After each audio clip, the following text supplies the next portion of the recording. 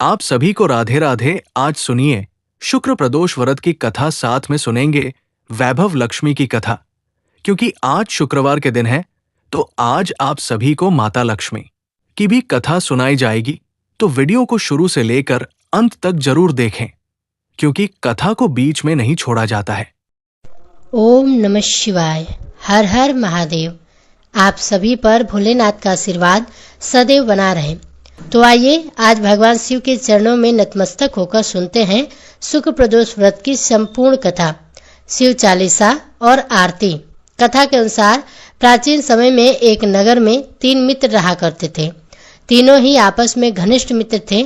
इन तीनों में एक राजा का बेटा था, दूसरा ब्राह्मण पुत्र था और तीसरा एक सेठ का पुत्र था।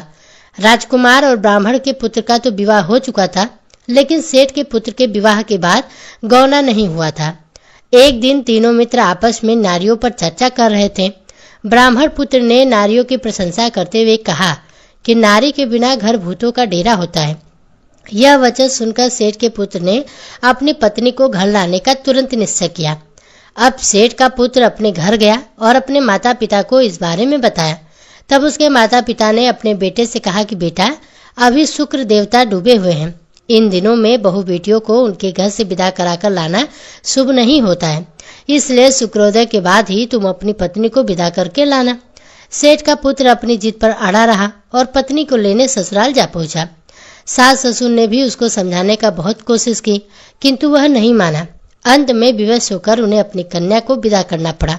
ससुराल से विदा होकर सेठ का पुत्र अपनी पत्नी के साथ नगर से बाहर निकला ही था कि उनकी बैलगाड़ी का पहिया टूट गया और एक बैल की टांग भी टूट गई। पत्नी को भी बहुत चोट आई। सेठ के पुत्र ने आगे चलने का प्रयास जारी रखा। कुछ दूर आगे बढ़े कि कुछ डाकुओं ने उन्हें घेर लिया और वे उनका सारा धन लूट कर ले चल गए। अब किसी तरह सेठ पुत्र अपनी पत्नी के साथ जैसे तैसे रोता हुआ घर पहुंचा। तभी सांप ने उसे काट लिया। उसके पुत्र ने वैद्यों को बुलाया। तब उन्होंने कहा कि आपका पुत्र 3 दिन में प्राण त्याग देगा। उसी समय इस घटना का पता ब्राह्मण पुत्र को भी लगा। तब उसने सेठ के घर आकर कहा कि आप अपनी बहू को अपने पुत्र सहित उसके मायके भेज दो। यह सारी बाधाएं इस कारण से ही आई हैं कि आपका पुत्र शुक्रास्त में पत्नी को विदा करके ले आया है।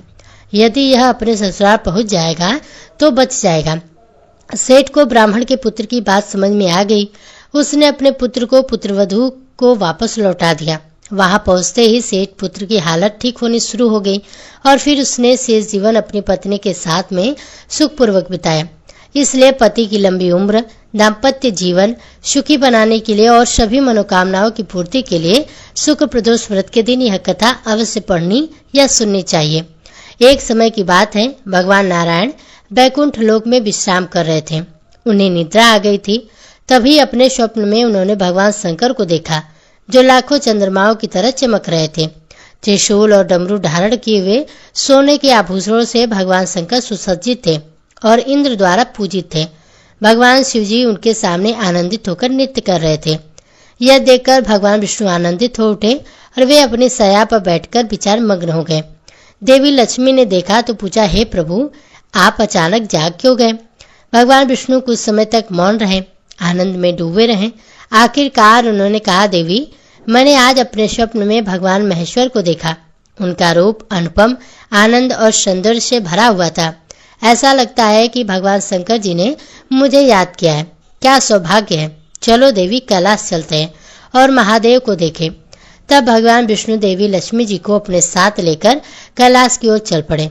वे आधे रास्ते ही पहुंचे थे कि उन्होंने देवी पार्वती के साथ भगवान शंकर को आते देखा। क्योंकि भगवान शिव जी ने जो कैलाश पर्वत पर विराजमान थे, उन्होंने भी ऐसा ही स्वप्न देखा था। उनका आनंद अपार था। उन्होंने एक दूसरे को देखते ही गले लगा लिया। खुशी के आंसू दोनों के नेत्रों से बह रहे थे। वे कुछ क्षणों के लिए मौन रहे। एक दूसरे को गले लगाए हुए अपने स्वप्नों को साझा करने के बाद वे दोनों एक दूसरे के धाम को जाने पर जोर देने लगे। तब नारायण भगवान ने कहा कि चलिए प्रभु, बैकुंठ चलते हैं। तब भगवान शंकर ने कहा कि चलो कैलाश चलते हैं। उनका प्रेम इतना गहरा था कि यह निर्णय लेना कठिन था। वे दोनों लोग कहाँ जाएं? तभी देवर्षि नारद जी आगे अपनी बीड़ा बजाते हुए, नारायण नारायण, प्रभु क्या बात है? तब दोनों ने उनसे ही निर्णय का अनुरोध किया। नारद दिव्य मिलन से अभिभूत आनंद पूर्वक उनके गुण गाने लगे। वे तो अपने सामने भगवान शिव और भगवान नारायण को देखकर ही अभिभूत थे, आनंद मग्न थे, इसलिए वे कोई निर्णय नहीं कर पाए। निर्णय ना कर पाने के कारण यह तय हुआ कि अब देवी उमा स्वयं निर्णय करें।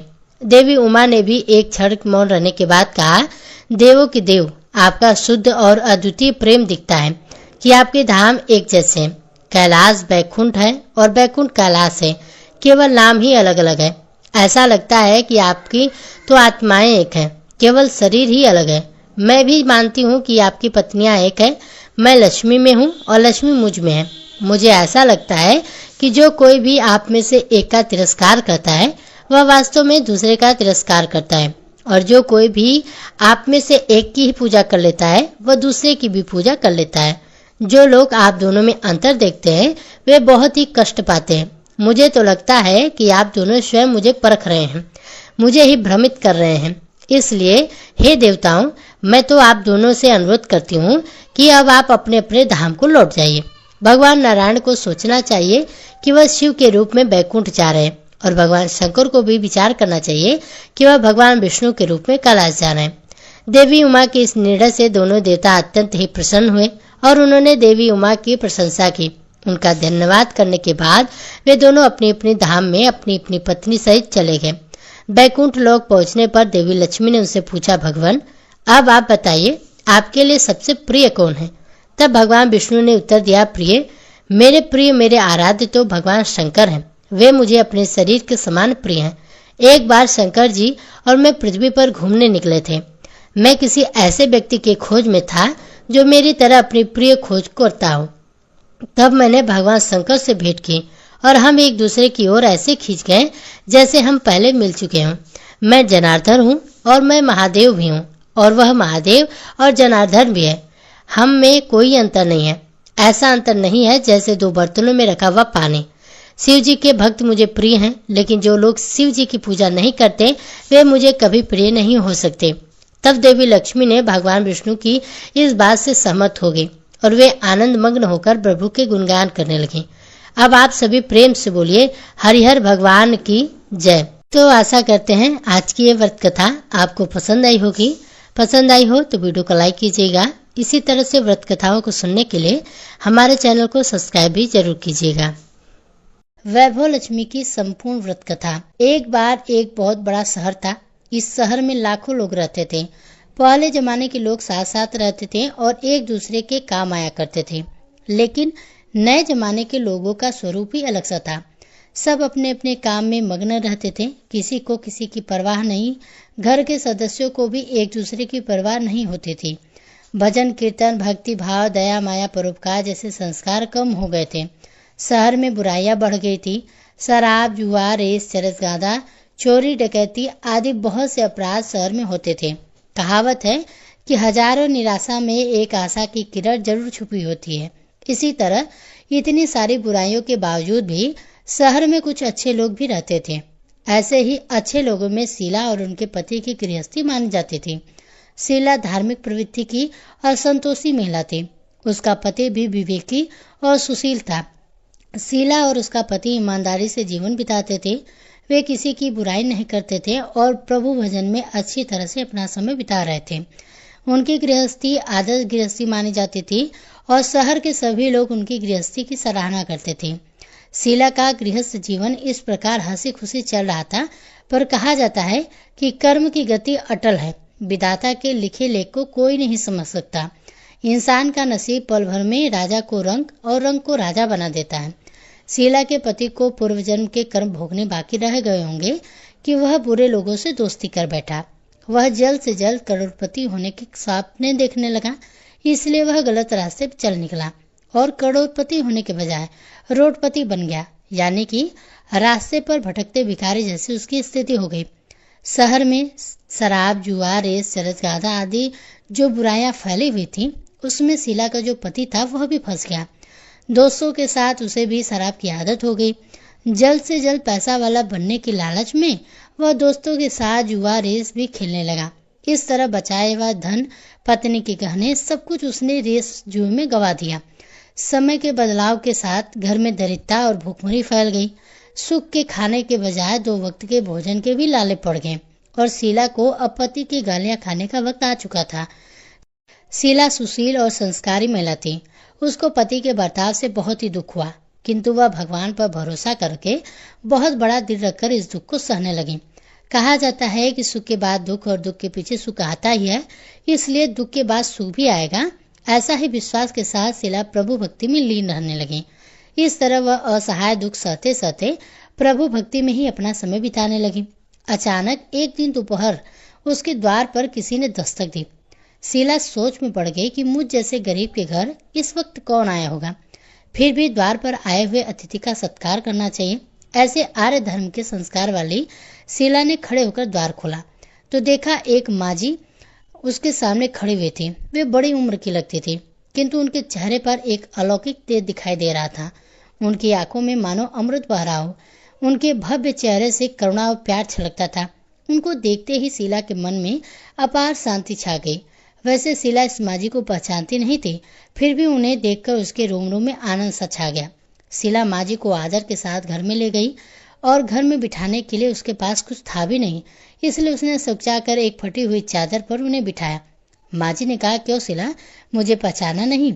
शीला ने सुकचाकर कहा, माँ, आपको देखते ही बहुत खुशी हो रही है, बहुत शांति हो रही है। ऐसा लगता है कि मैं बहुत दिनों से जिसे ढूंढ रही थी वह आप ही हो, पर मैं आपको पहचान नहीं पाई। माजी ने हंसकर कहा, क्यों भूल गई? हर शुक्रवार को लक्ष्मी जी के मंदिर में भजन कीर्तन होते हैं, तब मैं भी वहाँ आती हूँ। वहाँ हर शुक्रवार को हम मिलते हैं। पति जब से गलत रास्ते पर चला गया था, तब से शीला बहुत दुखी हो गई थी और दुख की मारी वह अब लक्ष्मी जी के मंदिर भी नहीं जाती थी। बाहरी लोगों के साथ नजरें मिलाते उसे शर्म आती थी। उसने दिमाग पर जोर दिया, पर वह माजी उसको याद नहीं आ रही थी। तभी माजी ने कहा कि तू लक्ष्मी जी के मंदिर में कितने मधुर भजन गाती थी, अभी तू दिखाई नहीं देती, इसलिए मुझे लगा कि कहीं तू बीमार तो नहीं हो गई। यही सोचकर मैं तुझसे मिलने चली आई हूँ। माजी के अति प्रेम भरे शब्दों से शीला का हृदय जो पिघल गया, उसकी आंखों में आंसू आ गए। माजी के सामने वह बिलक बिलक कर रोने लगी। यह देखकर माजी शीला के नजदीक आई और उसकी सिसकती पीठ पर प्यार भरा हाथ फेर कर कहा और उसे सांत्वना देने लगी। माजी कहने लगी, बेटी, सुख और दुख तो धूप छाव जैसे होते हैं। सुख के पीछे दुख आता है तो दुख के पीछे सुख भी जरूर आता है। धैर्य रखो बेटी, और तुझे क्या परेशानी है? अपने दुख की बात मुझे सुना, तेरा मन भी हल्का हो जाएगा और तेरे दुख का कोई उपाय भी मिल जाएगा। माजी की बात को सुनकर शीला के मन को शांति मिली और उसने माजी से कहा, माजी, मेरी गृहस्थी में भरपूर सुख और खुशियाँ थी। मेरे पति भी सुशील थे। अचानक हमारा भाग्य हमसे रूठ गया। मेरे पति बुरी संगति में फंस गए और बुरी आदतों के शिकार हो गए और अपना सब कुछ गवा बैठे। अब हम रास्ते के भिखारी जैसे बन गए हैं। यह सुनकर माजी ने कहा, ऐसा कहा जाता है कि कर्म की गति न्यारी होती है। हर इंसान को अपने कर्म भुगतने ही पड़ते हैं। इसलिए बेटी, तू चिंता मत कर। अब तुम कर्म भुगत चुकी हो, अब तुम्हारे सुख के दिन अवश्य आएंगे। तू तो माँ लक्ष्मी जी की भक्त है। माँ लक्ष्मी जी तो प्रेम और करुणा के अवतार हैं। वे अपने भक्तों पर हमेशा ममता रखती हैं। इसलिए तू धैर्य रखकर माँ वैभव लक्ष्मी जी का व्रत कर, इससे सब कुछ ठीक हो जाएगा। माँ लक्ष्मी जी का व्रत करने की बात को सुनकर शीला के चेहरे पर चमक आ गई। उसने माँ से पूछा, माँ, लक्ष्मी जी का व्रत कैसे किया जाता है? वह मुझे समझाइए, मैं यह व्रत अवश्य करूंगी। माँ जी बोली, बेटी, महालक्ष्मी जी का व्रत बहुत ही सरल है। उसे वर लक्ष्मी व्रत या वैभव लक्ष्मी व्रत भी कहा जाता है। यह व्रत करने वाले की सब मनोकामनाएं पूर्ण होती हैं। वह सुख संपत्ति और यश को प्राप्त करता है। ऐसा कहकर माँ जी वैभव लक्ष्मी व्रत ही कहने लगी। बेटी, वैभव लक्ष्मी व्रत वैसे तो सीधा सादा व्रत है, किंतु लोग इस व्रत को गलत तरीके से करते हैं, इसलिए उसका फल नहीं मिलता है। कई लोग कहते हैं कि सोने की गहने की हल्दी कुमकुम से पूजा करो, बस व्रत हो गया, पर ऐसा नहीं है। कोई भी व्रत शास्त्रीय विधि से करना चाहिए, तभी उसका फल मिलता है। सच्ची बात यह है कि सोने के गहनों का विधि से पूजन करना चाहिए। व्रत की उद्यापन विधि शास्त्रीय विधि के मुताबिक ही करना चाहिए। यह व्रत शुक्रवार को करना चाहिए। प्रातः काल स्नान करके स्वच्छ कपड़े पहनो और सारा दिन जय माँ लक्ष्मी का स्मरण करते रहो। किसी की शिकायत नहीं करना चाहिए। शाम को पूर्व दिशा की ओर मुख करके आसन पर बैठ जाओ। सामने चौकी रखकर उस पर रुमाल रखो।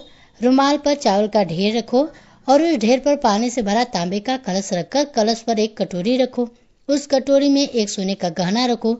सोने का ना हो तो चांदी का भी चलेगा, चांदी का ना हो तो नगद रुपया भी चलेगा। बाद में घी का दीपक जलाकर धूप जलाकर रखो। महालक्ष्मी जी के बहुत स्वरूप हैं और महालक्ष्मी जी को श्रीयंत ही अत्यंत प्रिय है। इसलिए वैभव लक्ष्मी व्रत में पूजन विधि करते समय सबसे पहले श्रीयंत और लक्ष्मी जी के विविध स्वरूपों का सच्चे हृदय से दर्शन करो। उसके बाद लक्ष्मी स्तवन का पाठ करो। बाद में कटोरी में रखे हुए गहने या रुपये को हल्दी, कुमकुम और चावल चढ़ाकर पूजा करो। लाल रंग का फूल चढ़ाओ। शाम को कोई मीठी चीज बनाकर उसका प्रसाद रखो। अगर ना हो तो शक्कर या गुड़ भी चल सकता है।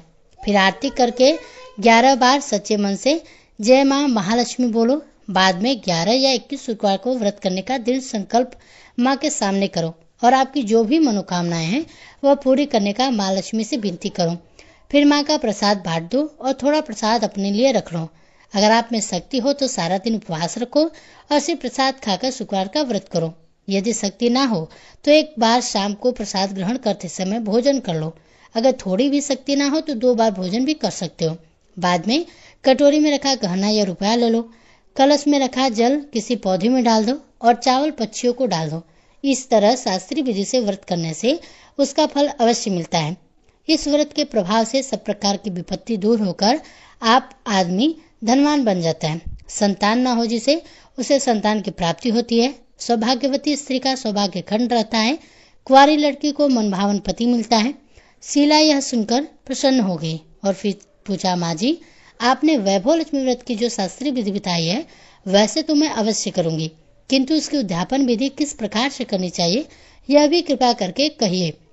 माँ जी ने कहा, 11 या 21 जो भी व्रत मन्नत मानी हो उतने शुक्रवार यह वैभव लक्ष्मी व्रत पूरी श्रद्धा और भावना से करना चाहिए। व्रत के आखिरी शुक्रवार को खीर का नैवेद्य रखो। पूजन हर शुक्रवार को जैसे करते हैं वैसे ही करनी चाहिए। पूजन विधि के बाद श्रीफल फोड़ो और कम से कम 7 कुंवारी या सौभाग्यशाली स्त्रियों को कुमकुम का तिलक करके वैभव लक्ष्मी व्रत की एक पुस्तक उपहार में देनी चाहिए। सबको खीर का प्रसाद देना चाहिए। फिर धन लक्ष्मी स्वरूप वैभव लक्ष्मी स्वरूप महालक्ष्मी जी की जो छवि है उसको प्रणाम करें। महालक्ष्मी जी का यह स्वरूप वैभव देने वाला है। प्रणाम करके मन ही मन सच्चे मन से माँ से प्रार्थना करते समय कहें कि हे माँ धनलक्ष्मी, हे माँ वैभव लक्ष्मी, मैंने सच्चे हृदय से आपका व्रत पूर्ण किया है। हे माँ हमारी मनोकामनाएं पूर्ण कीजिए, हम सबका कल्याण कीजिए। जिसे संतान ना हो उसे संतान देना, सौभाग्यशाली स्त्री का सौभाग्य अखंड रखना, कुंवारी लड़की को मनभावन पति देना। आपका यह चमत्कारिक वैभव लक्ष्मी व्रत जो है जो भी करे उसकी सब विपत्ति को दूर करना। माँ सबको सुखी रखना। हे माँ आपकी महिमा अपरंपार है। माँ जी के मुंह से वैभव लक्ष्मी व्रत की शास्त्रीय विधि सुनकर शीला भाव विभोर उठे। उसे लगा मानो सुख का नया रास्ता मिल गया हो। उसने आंखें बंद करके मन ही मन उसी क्षण संकल्प किया कि हे वैभव लक्ष्मी माँ, मैं भी माँ जी के कहे अनुसार श्रद्धा पूर्वक शास्त्रीय विधि से वैभव लक्ष्मी 21 शुक्रवार तक करूंगी और व्रत के शास्त्रीय रीति अनुसार उद्यापन भी करूंगी।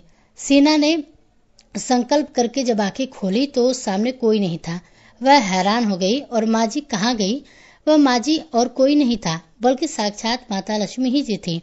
शीला लक्ष्मी जी की भक्त थी, इसलिए अपने भक्त को रास्ता दिखाने के लिए माँ लक्ष्मी देवी माँ लक्ष्मी का रूप धारण करके माँ जी का रूप धारण करके शीला के पास आई थी। दूसरे दिन शुक्रवार था। प्रातःकाल स्नान करके स्वच्छ कपड़े पहनकर शीला मन ही मन श्रद्धा और पूरे भाव से जय माँ लक्ष्मी का मन ही मन स्मरण करने लगी। सारा दिन किसी की शिकायत नहीं की। शाम हुई तो हाथ पांव मुंह धोकर शीला पूर्व दिशा की ओर मुख करके बैठ गई। घर में पहले से सोने के बहुत से गहने थे, पर पति गलत रास्ते पर चलकर सोने के जो भी गहने थे उसको गिरवी रख दिए, पर नाक की कील बच गई थी। नाक की कील निकालकर उसे धोकर शीला ने कटोरी में रख दी। सामने पाटे पर रुमाल रखकर मुट्ठी भर चावल का ढेर किया। उस पर तांबे का कलश रखकर उसमें जल भरा। उसके ऊपर कील वाली कटोरी रखी। फिर विधि पूर्वक बंधन और स्तन पूजन वगैरह करके घर में थोड़ी शक्कर थी वह प्रसाद के रूप में रखकर वैभव लक्ष्मी व्रत किया। यह प्रसाद उसने पहले पति को खिलाया। प्रसाद खाते ही पति के स्वभाव में फर्क पड़ गया। उस दिन उसने शीला को मारा नहीं, सताया नहीं। शीला को बहुत आनंद हुआ। उसने मन में वैभव लक्ष्मी व्रत के प्रति श्रद्धा और भी बढ़ गई। शीला ने पूर्ण श्रद्धा भक्ति से 21 शुक्रवार तक व्रत किया। 21वें शुक्रवार को विधि पूर्वक उद्यापन विधि करके 7 स्त्रियों को वैभव लक्ष्मी व्रत की 7 पुस्तकें उपहार में दी। फिर माता लक्ष्मी जी के धन लक्ष्मी स्वरूप की छवि को बंधन करके भाव से मन प्रार्थना करने लगी कि हे माँ धनलक्ष्मी, मैंने आपका वैभव लक्ष्मी व्रत की जो मन्नत मांगी थी वह व्रत आज पूर्ण किया। हे माँ, मेरे हर विपत्ति को दूर करो, हम सबका कल्याण करो। जिसे संतान ना हो उसे संतान देना, सौभाग्यशाली स्त्रियों को सौभाग्य अखंड रखना, कुंवारी लड़की को मनभावन पति देना। जो कोई आपका यह चमत्कारिक वैभव लक्ष्मी व्रत करे उसकी सब विपत्ति को दूर करना, सबको सुखी करना। हे माँ, आपकी महिमा अपार है। ऐसा बोलकर लक्ष्मी जी के धन लक्ष्मी स्वरूप की छवि को उसने प्रणाम किया। इस तरह शास्त्रीय विधि से शीला ने व्रत किया और तुरंत ही उसे उसका फल मिला। उसका पति सही रास्ते पर चलने लगा और अच्छा आदमी बन गया और कड़ी मेहनत करके वह व्यवसाय करने लगा। धीरे धीरे समय बदला और उसने शीला की गिरवी रखे गहने छुड़ा लिए। अब घर में धन की बाढ़ सी आ गई। घर में पहले जैसी सुख शांति छा गई। वैभव लक्ष्मी व्रत का प्रभाव देखकर मोहल्ले की दूसरी स्त्रियां भी शास्त्रीय विधि से वैभव लक्ष्मी व्रत करने लगी। हे माँ धनलक्ष्मी, आप जैसे शीला पर प्रसन्न हुई उसी तरह आपका व्रत करने वाले सब पर प्रसन्न होना, सबको सुख शांति देना। जय माँ धनलक्ष्मी। भक्तों, आशा करते हैं आज की ये व्रत कथा आप सभी को पसंद आई होगी। पसंद आई हो तो वीडियो को लाइक कीजिएगा। साथ ही इसी तरह व्रत कथाओं को सुनने के लिए हमारे चैनल को सब्सक्राइब भी जरूर कीजिएगा।